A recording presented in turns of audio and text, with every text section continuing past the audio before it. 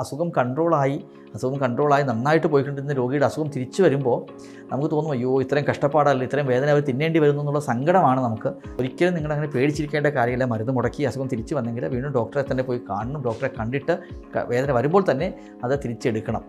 തിരിച്ച് ട്രീറ്റ്മെൻറ്റ് എടുത്തു കഴിഞ്ഞാൽ വീണ്ടും കൺട്രോളിൽ വരികയും ചെയ്യും. അപ്പോൾ ചില പേഷ്യൻസ് ഉണ്ട് എല്ലാ 2 മാസവും മരുന്ന് മുടക്കും.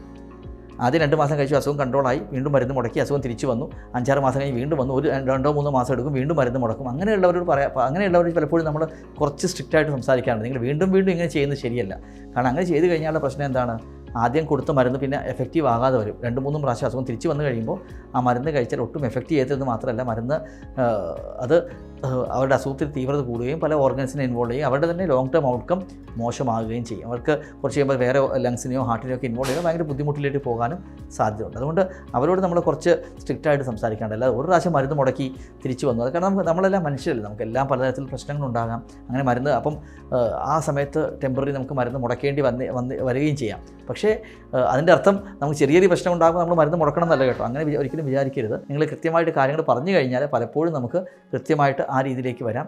നിങ്ങൾക്ക് വീണ്ടും ഡോക്ടറോടൊന്ന് കാര്യങ്ങൾ തുറന്നു പറഞ്ഞു കഴിഞ്ഞാൽ പലപ്പോഴും നമുക്ക് അതിനൊരു സൊല്യൂഷൻ കണ്ടുപിടിക്കാൻ സാധിക്കും. പക്ഷേ അതിൻ്റെ അർത്ഥം ചെറിയൊരു പ്രശ്നങ്ങൾ വരുമ്പോൾ നമ്മൾ മരുന്ന് മുടക്കി വീണ്ടും അസുഖം വരുമ്പോൾ കൺട്രോൾ ചെയ്യാം. ഒരിക്കലും അങ്ങനെ ചെയ്യരുത്. അങ്ങനെ ചെയ്യുന്നത് ആന മണ്ടത്തരമാണ്. ഒരിക്കലും അങ്ങനെയുള്ള കാര്യത്തിലേക്ക് നമ്മൾ പോകരുത്.